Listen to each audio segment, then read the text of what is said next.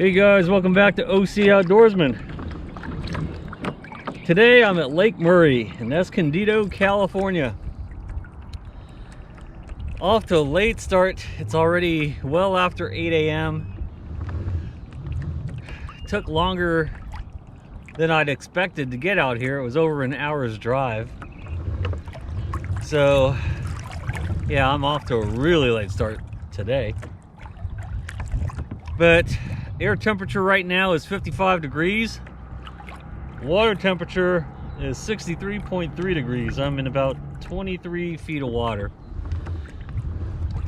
Targeting crappie and maybe carp, we'll see. But it's really gloomy this morning. It's overcast, but it's not really that cold, so that's a plus. And it's not too windy right now. It's been several years since I've fished this lake. Alright, I spotted these 4 white buoys here, and there are some cormorants sitting on top of them, so that's a pretty good indicator that there are fish hanging out. And I am metering some on my fish finder, so that's a pretty good sign. I'm just going to cast a swim bait out here for a little bit, see if anything bites.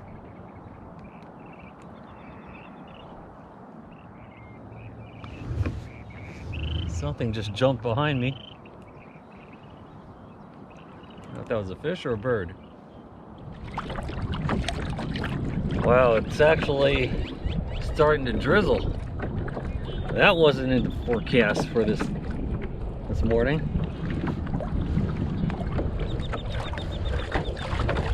I'm hoping this blows over because I don't have my rain gear with me.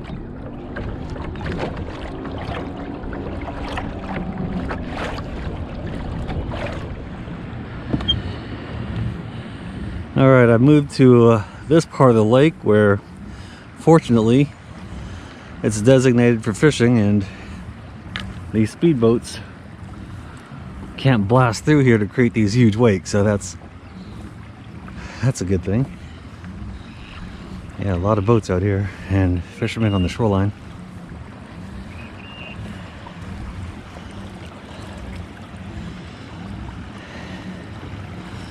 So let's give this spot a shot. I just need to find a good place to anchor.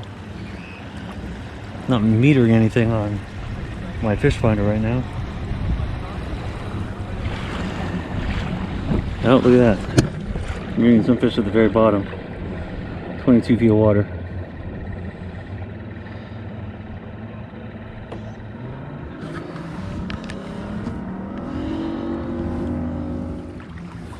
There's more fish at the bottom, look at that. 19, 20 feet of water.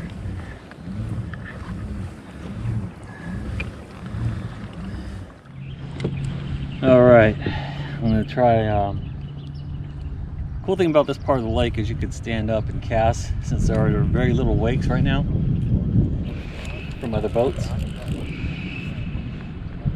So now is a great time to start using swim baits or mini jigs for these crappie. But I'm casting towards the tulies. I'm not liking my swim bait. I may have to switch them up pretty soon.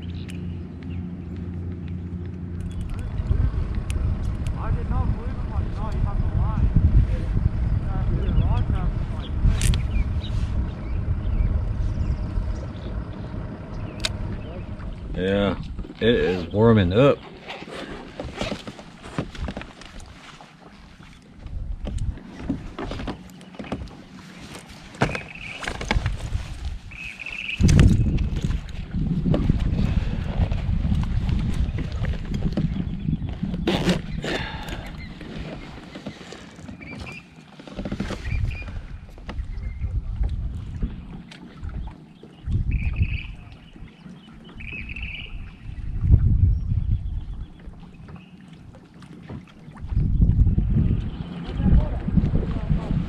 Sometimes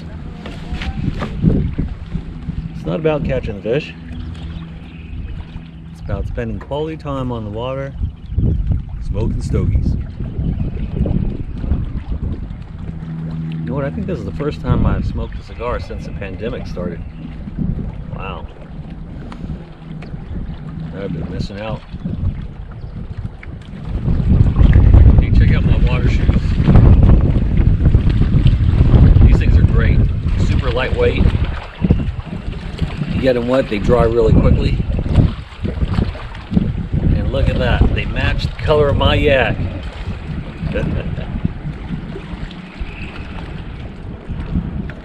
Yeah, this is my favorite cigar. It's a Padron 1964. I think these are like the best cigars right now.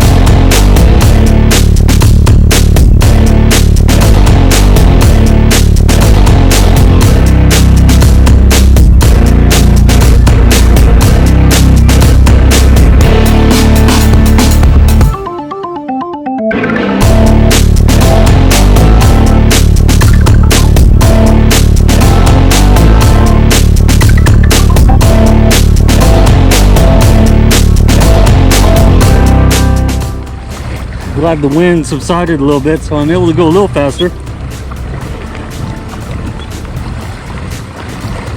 You can see my speed at the bottom there, about 4 miles an hour.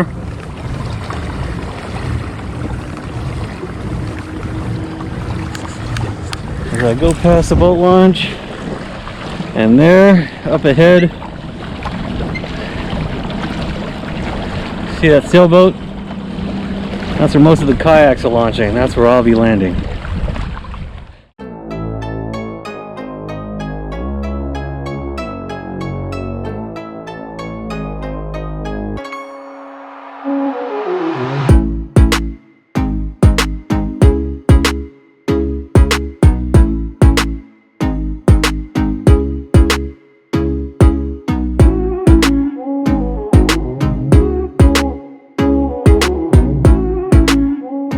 Here I've pulled up the pedal drive and I'm switching over to paddles as I approach the shallow waters of the beach.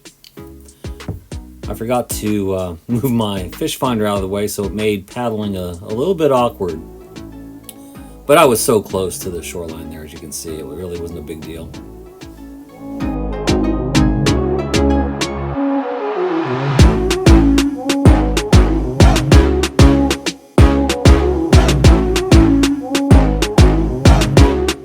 If you look to the top left corner of your screen, I was talking to that gentleman. He and I were fishing the same part of the lake. He was also kayak fishing, and he's a local. He comes here almost every week, and he was just slaying the crappie and the bass. So here's your tip of the day. The secret to this lake, if you're fishing for crappie, is to use what's called a grasshopper jig. Today, unfortunately, I only brought chartreuse and blue. And the crazy thing is, I have that grasshopper jig, but it was sitting in a tackle box at home. This is what it looks like. So, that is your tip of the day if you're fishing for crappie at Lake Hodges. All you have to do is take your yak, go parallel to the shoreline, cast towards the shallow areas, ideally towards the tules, and you're sure to catch a ton of crappie.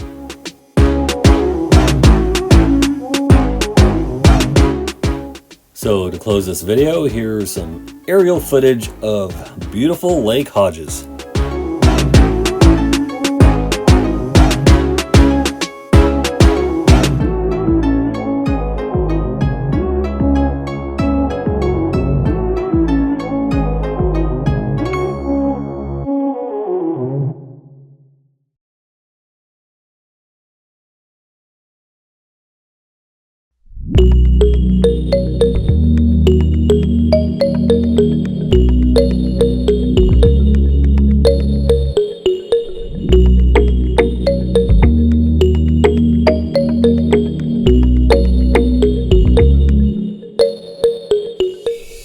better shot of the boat launch, which is where I launched my yak this morning.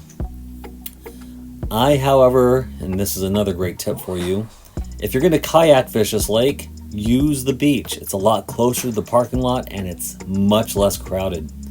In the morning, especially if you're going to this boat launch, it gets congested. So, highly recommend the little beach that I landed on today. You could launch from there and it's a much closer walk from the parking lot.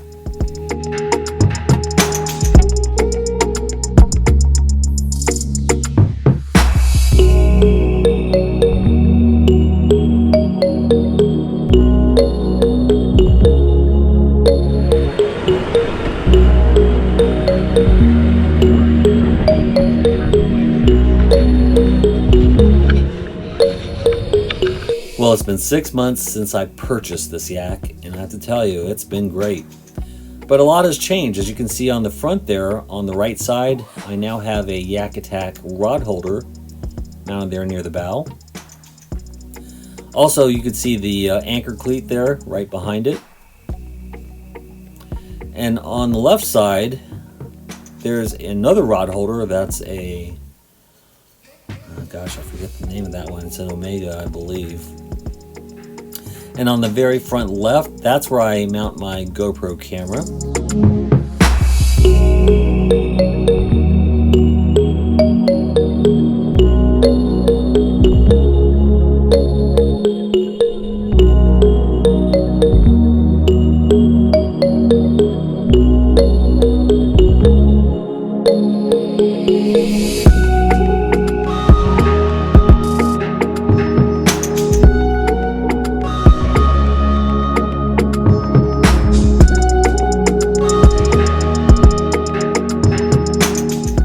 There's my Yak Attack cup holder. I love that thing.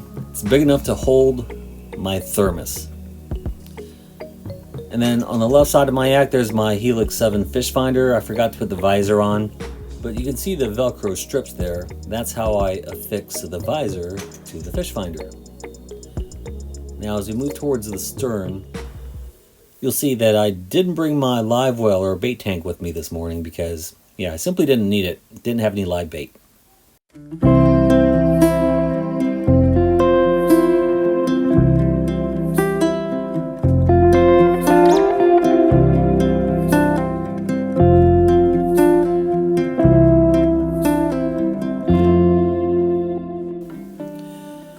then as we make our way to the starboard side, there's a horizontal rod holder. That works really great. So in summary, after 6 months of use, this yak has performed phenomenally. You saw how I was able to stand cast from here. It's very stable. And even when pedaling into a headwind, this kayak can move. It is quite fast. At 13.2 feet, it tracks extremely well. And it stays dry, even in those rough conditions. You saw my 2 previous trips to Redondo Beach. We had big swells, high winds. I stayed dry the entire time. And speaking of dryness, that front hatch there, which is secured by 2 bungees, it stays bone dry inside. Water never gets in. The V-shaped keel will just cut right through the swells, and any water that comes over the bow gets channeled right into that little recess near the front. One thing to note about Old Town kayaks is that the polyethylene materials that they use for the hull is a lot thicker than most. So as a result, it is a heavier kayak, but it's also a lot stronger, and it will not warp in the heat of the sun. That pedal drive has a 5-year warranty, and the hull itself has a lifetime warranty.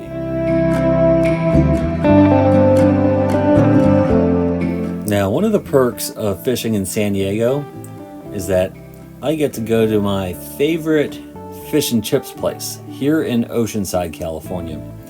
Now, there's a lot of construction here, so I had to park across the street, but although it's a long hike, it's well worth it because harbor fish and chips can't be beat.